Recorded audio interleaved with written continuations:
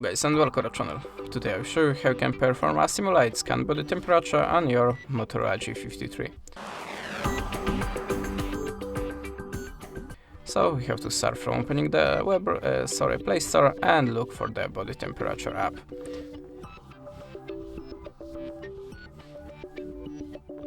Look for this one and install it. Then of course open.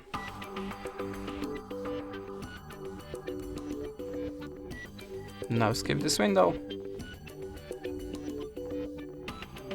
and wait a second to close the ad. Then go to the simulation section, and if you want to start the simulation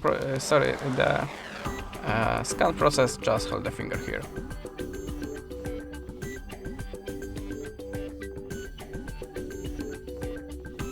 Now we have to wait again and close the ad. And how you can see, this is my result. If you want to save it, just click on this little button and confirm by the save. And that's it. Thanks for the watching, leave us a subscribe and a comment, and goodbye.